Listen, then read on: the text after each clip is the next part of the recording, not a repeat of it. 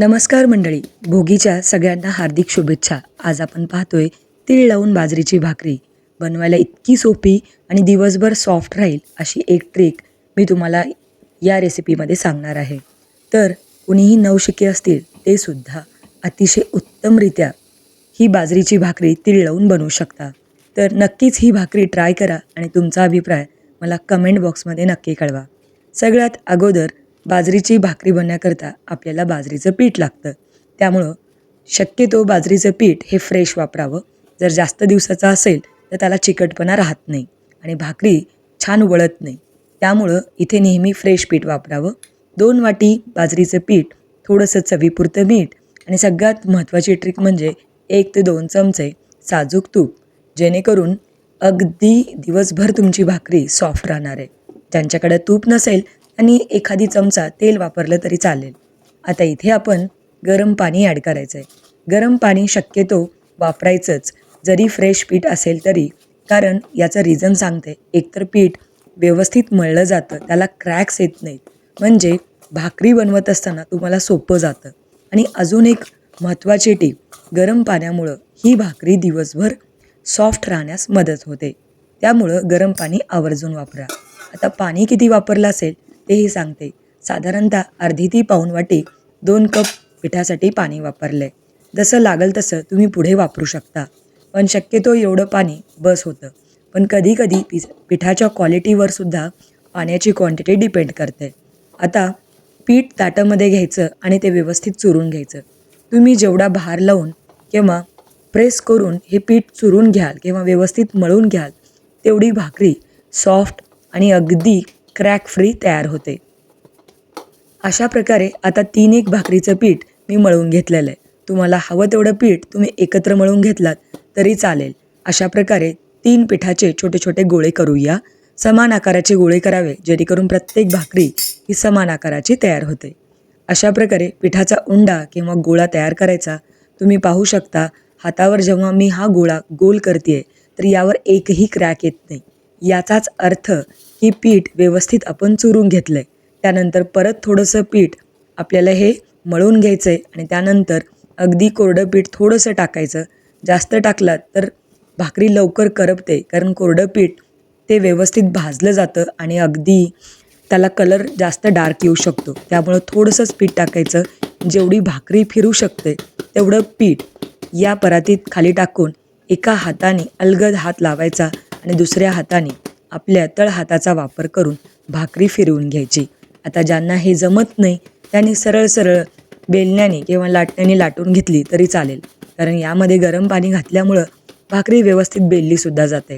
आता अगदी मध्यम आकाराच्या मी भाकरी करून दाखवले, जेणेकरून नवशिके असतील तरी ते सुद्धा व्यवस्थित भाकरी बनवू शकतील. अगदी पातळ भाकरी केली आहे, थोडीशी जाड केली तरी भाकरी छान सॉफ्ट राहते आणि ती भाकरी जास्त फुलते सुद्धा. पण मला भाकरी थोडीशी कडक आणि अगदी पातळ आवडते, म्हणून मी या पद्धतीने बनवलेलं आहे. यावर तीळ लावून घ्यायचे आणि हाताने थोडंसं प्रेस करा, म्हणजे तीळ व्यवस्थित भाकरीला चिकटले जातील. अशा प्रकारे भाकरी तुम्ही पाहू शकता अगदी पातळ आहे. हाताने जर तुम्ही फिरवली तर ती व्यवस्थित फिरती आहे. आता दोन्ही हातावर भाकरी उचलायची. तीळ लावलेली बाजू खालच्या साईडला आणि वरच्या साईडला प्लेन बाजू. अशा प्रकारे अलगदपणे भाकरी तव्यावर टाकून घ्या. गॅस ऑलरेडी मीडियम ठेवायचा आणि तवा हा गरम असावा. बरेच जण थंड तव्यावर भाकरी टाकतात, त्यामुळं ती भाकरी चिकटते आणि भाकरी व्यवस्थित पलटली जात नाही. त्यामुळं तवा छान कडकडीत गरम करा. त्यानंतर भाकरी टाका आणि त्यावर थंड पाणी लावून घ्या. आता पाणी थोडंसं वरचं कोरडं होईपर्यंत लगेच ती भाकरी पलटून घ्या. अशा प्रकारे आता खालच्या साईडने भाकरी सगळ्या साईडने भाजून घ्या. गॅसची फ्लेम कुठेही कमी करू नका, नाहीतर भाकरी खूप जास्त कडक होऊ शकते. त्यामुळं मीडियम टू हाय फ्लेमवरच भाकरी आपल्याला भाजून घ्यायचे आहेत. छान व्यवस्थित भाकरी चारी बाजूने फुलत आहे, याचाच अर्थ भाकरी आपली छान तयार झालेली आहे. आता पूर्णपणे भाकरी याच पद्धतीने आपल्याला भाजून घ्यायचं आहे.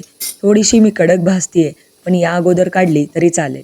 छान खमंग खरपूस तीळ लावलेली बाजरीची भाकरी, त्यावर साजूक तूप आणि सोबत भोगीची भाजी असेल तर काय बेत होतो. खरंच भोगीच्या दिवशी अप्रतिम असा बेत तुम्ही नक्की ट्राय करा. या अगोदर भोगीची भाजीची सुद्धा रेसिपी चॅनलवर अपलोड आहे, त्याची लिंकसुद्धा मी डिस्क्रिप्शन बॉक्समध्ये देते. आता मी इथे दुसरी भाकरीसुद्धा अशीच थापून घेतली आहे आणि त्यावर तीळसुद्धा लावून घेतलेले आहेत. तुम्ही पाहू शकता. आता अजून एक ट्रिक सांगते. ज्यांना भाकरी जमते त्यांनी एका हाताने टाकली, मी जसं टाकली आहे तरी चालेल, पण बऱ्याचदा त्याला बुडबुडे येण्याची शक्यता असते. त्यामुळे दोन्ही हाताचा वापर करून अलगदपणे भाकरी तव्यावर टाका आणि त्याच्या वरच्या साईडने थंड पाणी लावून घ्या. बघा भाकरी किती अलगदपणे आपण त्याला पलटू शकतो, म्हणजे इतकीही पातळ आहे. आता ज्यांना जाड भाकरी आवडत असतील तर त्याने जाड केली तरी चालेल. आता 2-1 भाकरी मी तुम्हाला इथे रेसिपीमध्ये करून दाखवलं, पण मी ऑलरेडी 3 भाकरीचं पीठ मळून ठेवलेलं होतं आणि 3-1 भाकरी मी सकाळच्या वेळेला ह्या करून घेतलेल्या आहेत. तुम्ही पाहू शकता. अप्रतिम अशा आपल्या भाकरी तयार झाल्यात आणि अगदी सुवास इतका छान येतो ना जेव्हा तुम्ही भाकरीही भाजता. बरेच जण भाकरी गॅसवर सुद्धा फुलवतात. तुम्ही तशी केली तरी चालेल, पण मी तव्यावरच दोन्ही भाकरी फुलवून घेतलेल्या आहेत. आता याला साजूक तूप लावा. याचं कारण सांगते. एकतर भाकरीची चव जास्त वाढते आणि भाकरी पूर्ण दिवसभर तुमच्या टिफिनमध्ये सुद्धा सॉफ्ट राहू शकते. म्हणून अशा प्रकारे या गरम गरम बाजरीच्या तीळ लावलेल्या भाकरी भोगीच्या दिवशी करायला विसरू नका. आता तुम्ही ही भाकरी मी तुम्हाला तोडून दाखवते. किती पातळ आहे तुम्हाला व्हिडिओमध्ये दिसतच असेल, पण तरीसुद्धा एकदा मी कट करून दाखवते. बघा अगदी छान पापुद्रा आलेला आहे भाकरीला, म्हणजेच भाकरी छान तयार झालेली आहे. खूप अप्रतिम टेस्ट, तितकीच हेल्दीसुद्धा. ग्लुटन फ्री बाजरीची भाकरी तीळ लावून केलेली नक्की ट्राय करा. रेसिपी आवडली असेल तर नेहमीप्रमाणे लाईक, शेअर, सबस्क्राईब नक्की करा.